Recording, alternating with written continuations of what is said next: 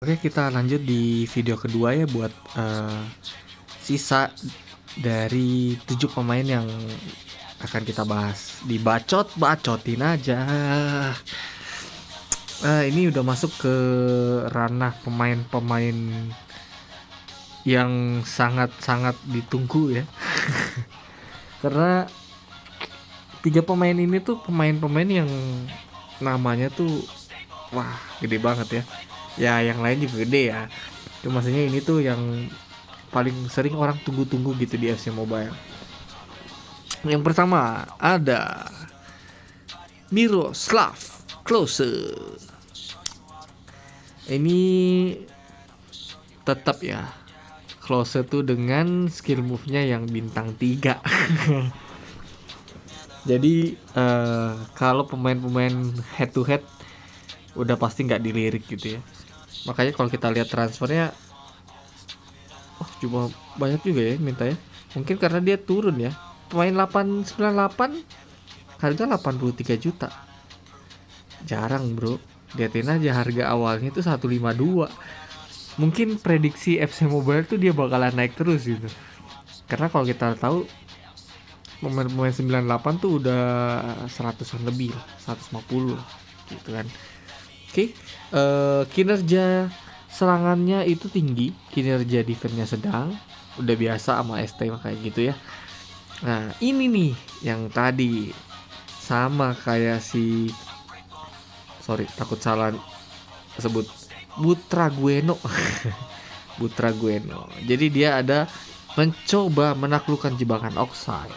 Jadi ini pemain-pemain yang bakalan berdiri di depan CB atau dekat-dekat CB lah. Jadi kalau begitu lihat CM udah mau umpan, dia udah lari duluan. Gitu. Terus dia ada penyundul kuat juga. Jadi mungkin gabungan Butragueno sama Gomez gitu kan. Ada penyundul kuatnya. Terus dia ada pemain tim. Pemain tim apa sih?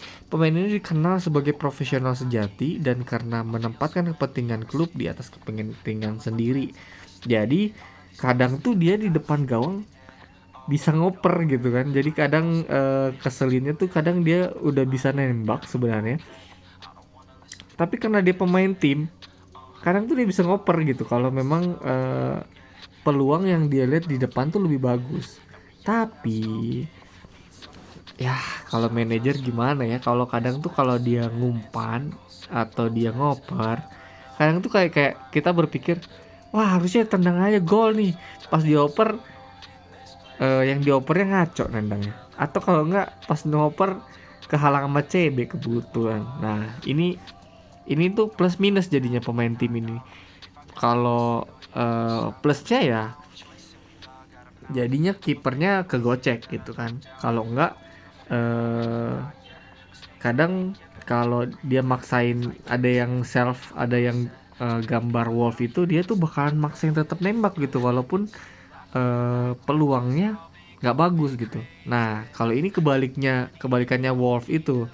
Kalau ini sebisa mungkin kalau memang peluangnya agak kurang, dia tuh bakalan ngoper. Atau kadang pun kalau dia peluangnya bagus sebenarnya, tapi kalau dia lihat temennya ada di sebelah kiri dan peluangnya juga bagus, dia bakalan ngoper gitu. Penyundul kuat nggak usah dijelasin lah ya, itu penyundul kuat berarti dia bisa nyundulnya dengan tenaga yang lebih besar gitu ya. Jadi peluang buat ditahannya juga dikit. Ujung-ujungnya dijelasin ya. Oke, kita lihat ke atribut ya. Atribut penyelesaian bagus, oke, 105. Posisian bagus otomatis. Karena kalau dia tipe penyundul kuat, rata-rata tuh pemosisiannya harus bagus.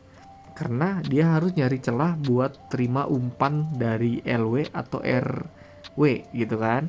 Terus kita lihat umpan-umpannya ya standar CST lah ya. ST nggak terlalu bagus ya umpan-umpan pendeknya. 83 oke, masih oke.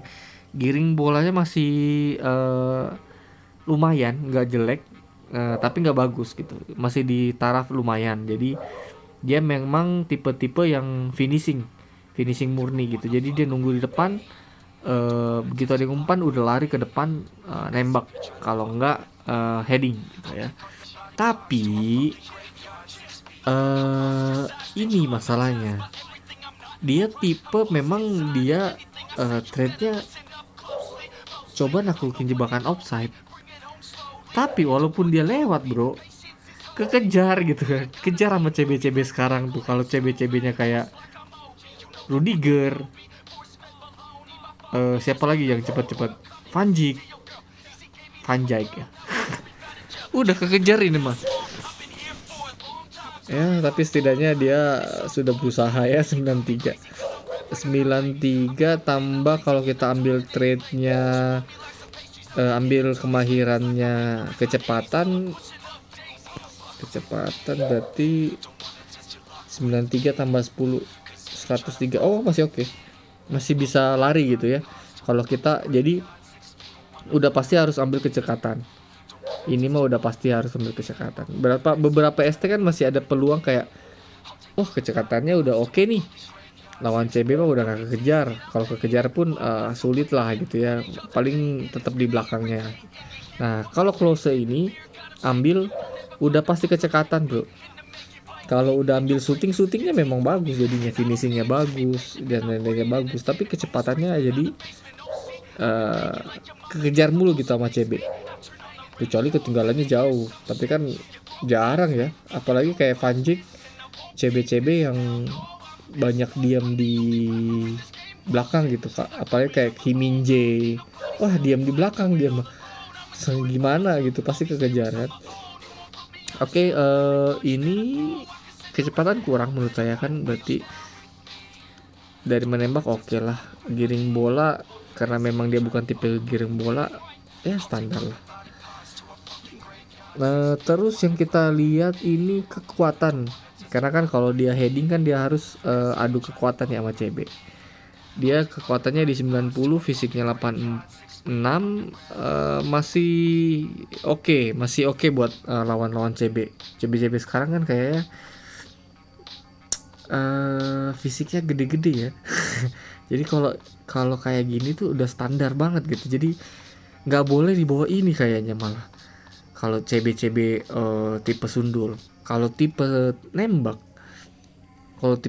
biasanya nggak harus head to head sama CB gitu. Paling giring dikit tembak gitu kan. Tapi kalau heading dia harus pasti hadapan sama CB gitu. Dan ini tuh udah standar. Lompatan 101, sundulan 104 dengan tinggi 184, ini mantep. Oke lah, walaupun nggak kayak close kayak Gomez kan 189 ya. Lompatan 101, sundulan kalau nggak salah 102 gitu. Memang dia menangnya di sana dia Gomez tuh. Makanya saya di part 1 tuh ada ngomong dia tuh ST yang dari dulu terkenal dengan sundulannya yang gacor gitu kan.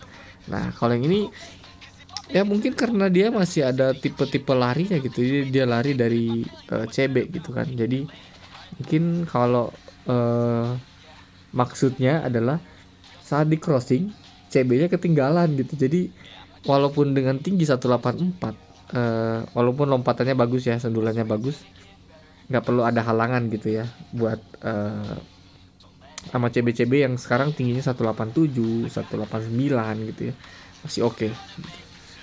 Oke, bacotnya itu aja sih. Kalau ini close gameplay bagus sih menurut saya. Stamina buat ST bintang 4 cukup, nggak terlalu banyak lari kan ya, selama dia trade-nya masih tinggi sedang.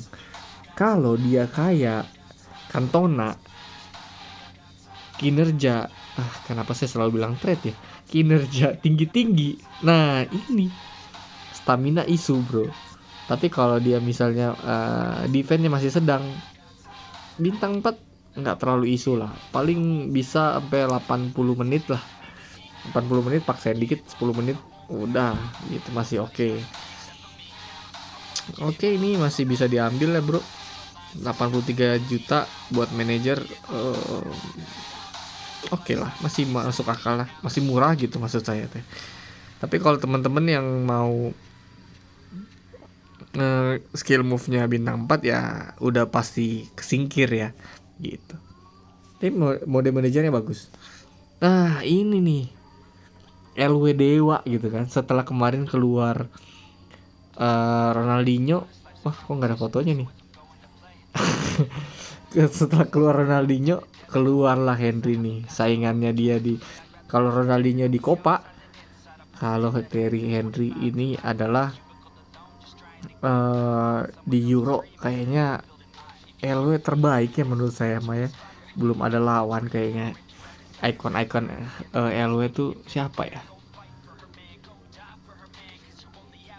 Belum ada kayaknya. Ribery masih, menurut saya masih di bawah Henry gitu kan. Oh ini keluarnya semuanya menaklukkan jebakan offside deh. Wah.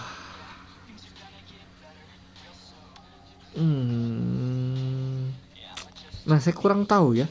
LW Henry itu sebenarnya dia sedang-sedang juga, tapi terlihat lebih aktif dibanding LW lain yang kinerjanya sedang-sedang. Menurut pengalaman saya pakai Henry yang dulu ya, dia tuh sama sedang-sedang apa beda ya?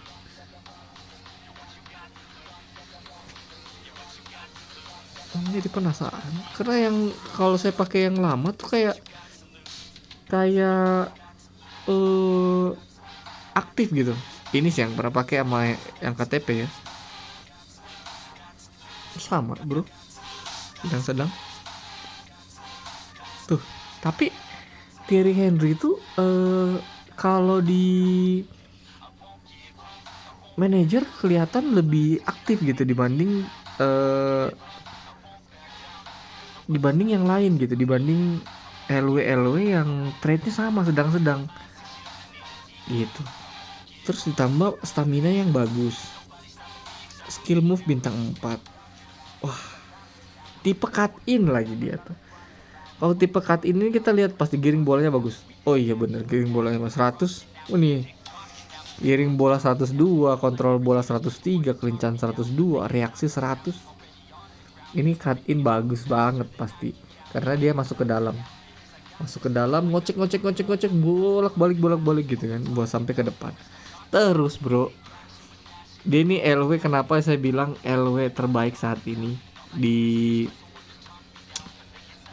Euro ya untuk icon, karena kan kalau bukan icon kan masih ada Mbappe gitu kan, yang kecepatannya juga nggak ngotak gitu ya.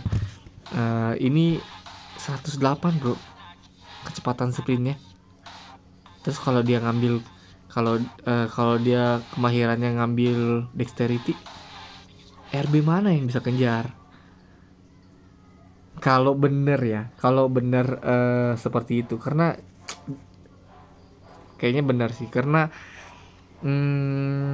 FC Mobile sebelum diupdate gameplay ya, itu tuh saya waktu itu pakai Jorginho. Anggaplah waktu itu sprintnya 100, kekejar sama sprint yang 90, gak masuk akal. Sedangkan ini posisinya di belakang gitu si LB nya. Nah setelah update gameplay jadi ngaruh banget, jadi benar-benar ketinggalan jauh gitu.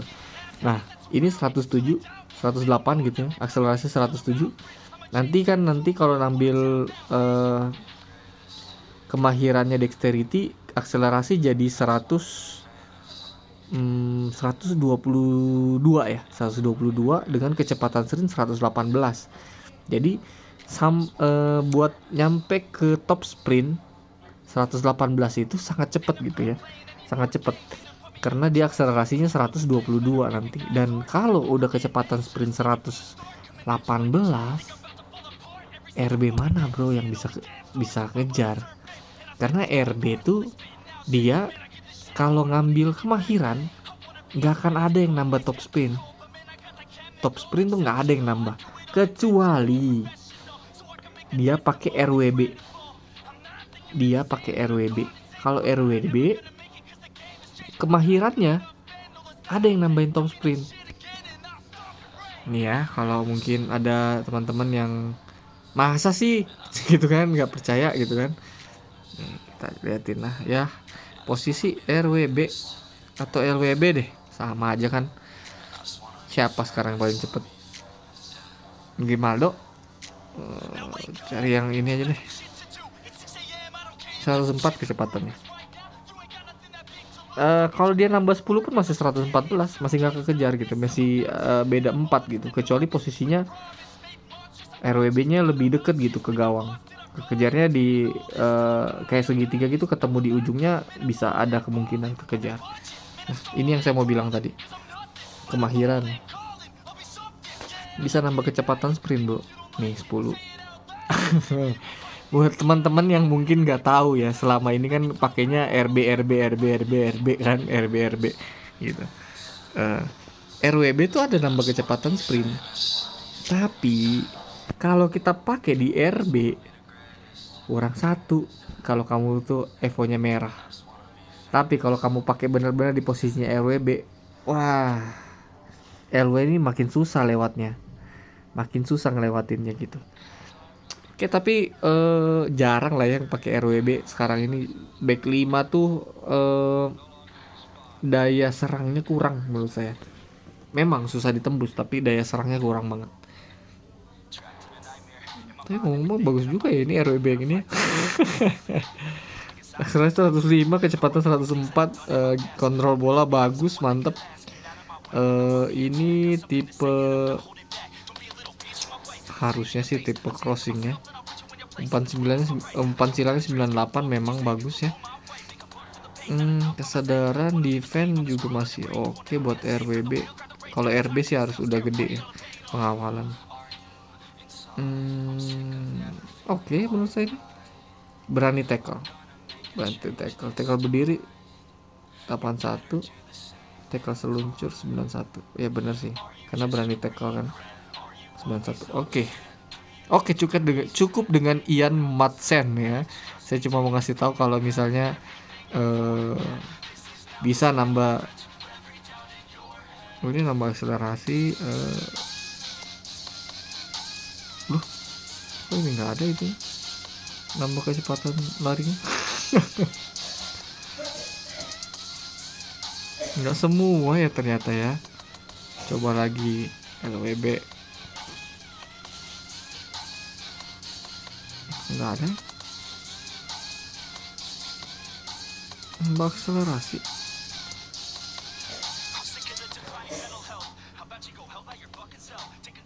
Harusnya ini sih gambarnya back sayap nih, kecepatan sprint. Nggak semua ya ternyata ya. Kostik. Nah, kostik ada nih 100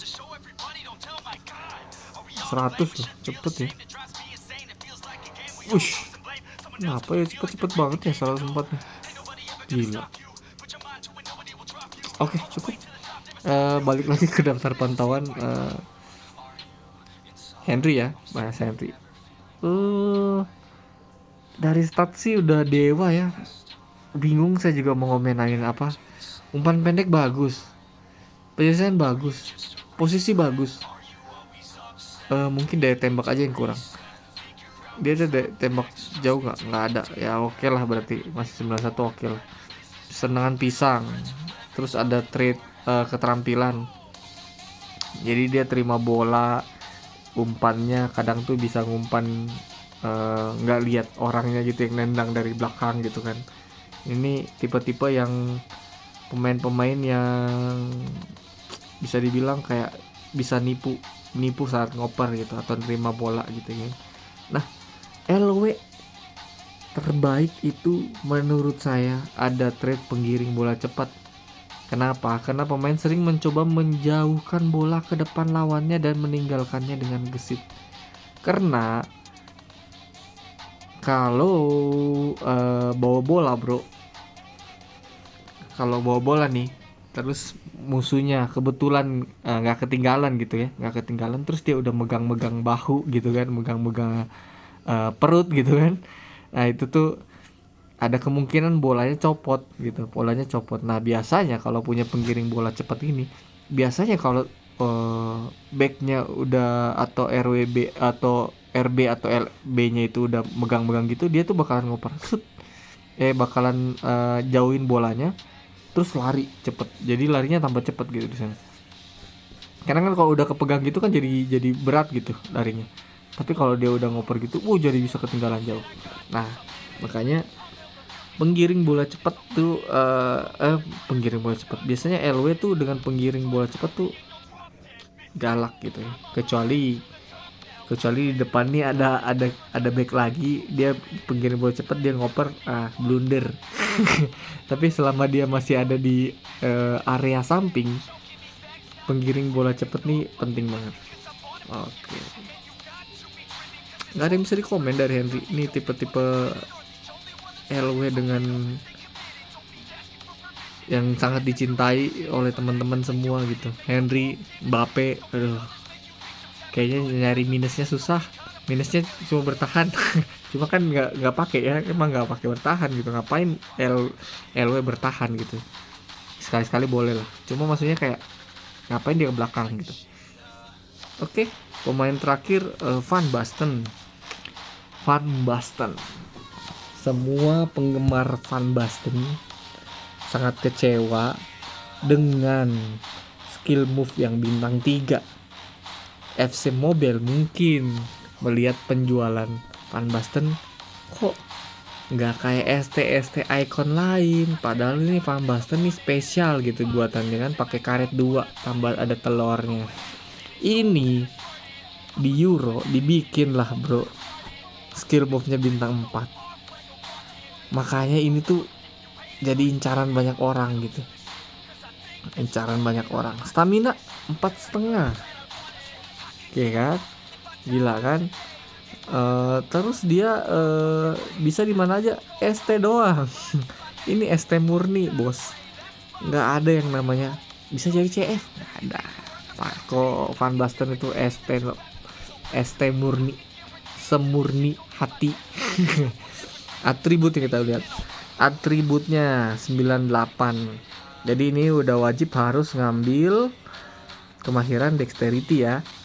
Jadi biar nambah, biar nggak kekejar musuh gitu ya. Biar jadi 98 jadi 108. Jadi kalau lawan CB ketinggalan 9 poin. 10 poin nih. 9 poin benar. Ketinggalan 9 poin jauh, bro. Jauh banget. Terus akselerasinya kan ini lebih kecil ya. Jadi naiknya agak lambat. Tapi kalau ngambil dexterity jadi dia tambah 15. Tambah 15 berarti jadi 111. Jadi buat nyari setelah akselerasinya lebih tinggi daripada kecepatan sprint, buat nyampe ke top sprint itu cepet ya. Terus kalau kecepatan sprint jadi 108, RB aja juga lewat gitu. Walaupun cuma beda tipis gitu. Tergantung gimana dia start mulainya. Nah gitu. Tapi masih lebih unggul. Nah, Marco van Basten itu gameplaynya di manajer, kontrol bolanya bagus. Ini kelihatan nih, kontrol bola 103 susah banget direbutnya. Walaupun dia nggak selincah pemain-pemain kecil ya, pemain-pemain yang kayak John Cruyff itu nggak selincah dia, atau Butragueno nggak selincah itu memang. Tapi kontrol bolanya tetap bagus, susah diambil bolanya. Dia tingginya 188. Kalau secara logika nggak lincah wajar bro. 188. Jarang ada ST 188 yang punya kelincahan tinggi gitu.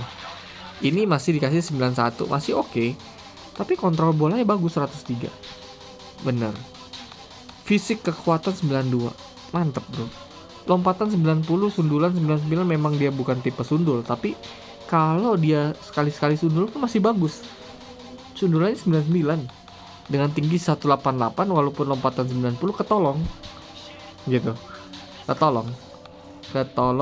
Tapi dibilang bagus banget enggak. Dibilang bagus iya, bagus banget enggak gitu kan. Kalau dibandingin sama Klose, bandingin sama Gomez, ya di bawah mereka pasti. Tapi bagus. Tinggi 188, lompatan 90, sundulan 99, gacor pasti. Nah, tapi kan dia bukan tipe sundulan ya. Dia tuh tipe finishing, bro. Kita lihat penyelesaian 108. Kita lihat tadi close 104. Kalau nggak salah ya. Kita bandingin sama ST lain nih. 106 Gomez. Close 105. Van Basten 108, di atas itu semua. 108. Tembakan jauh 97, oke menurut saya.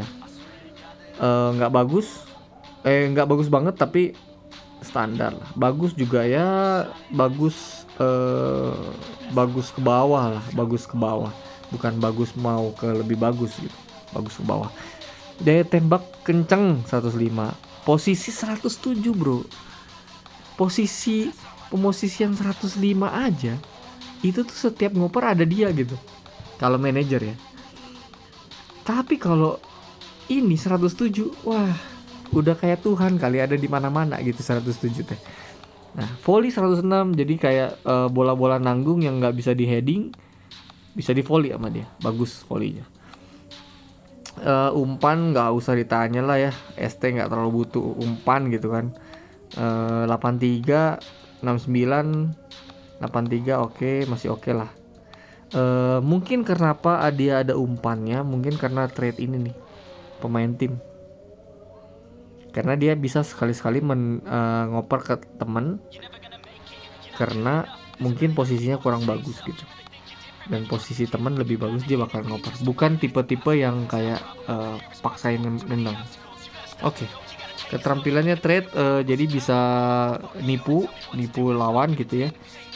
Dari menerima bola, umpan dan lain-lain gitu. Flamboyan selama pertandingan.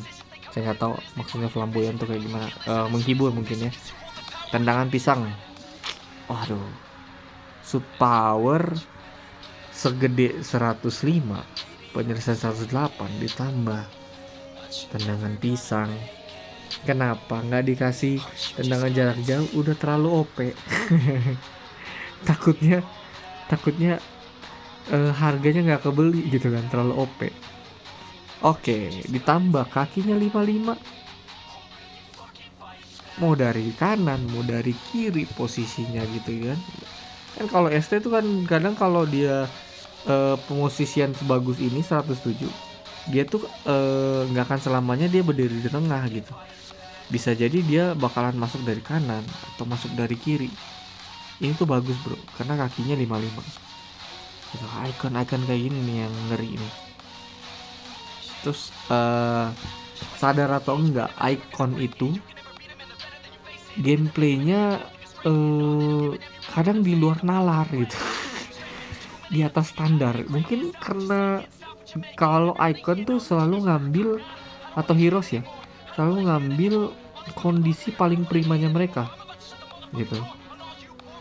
Saya nggak bilang Ronaldo sekarang jelek gitu kan, tapi kalau Ronaldo jadi Icon pasti bakalan lebih bagus dari Ronaldo 98 yang sekarang gitu, karena masa prime-nya bro. Maka Van Basten ini masa prime-nya, jadi gameplaynya bagus lah, dewa. Harganya sekarang 335. Nggak kebeli, merah lagi nggak ada yang jualan gitu kan. Aduh. Oke bro, ini bacotinnya udah 7 pemain ini. Nanti kita coba lagi bacotin pemain-pemain Euronya ya. Semoga info-info bacotin ini yang sebenarnya penting gak penting ya, bisa membantu lah ya buat kayak, oh iya ya, oh saya nggak tahu ya ternyata kalau ada trade ini jadi seperti ini gitu kan. Oke teman-teman, nanti kita review dan bacot lagi di video-video selanjutnya. Teman-teman jangan lupa subscribe, bantu ya. Terima kasih.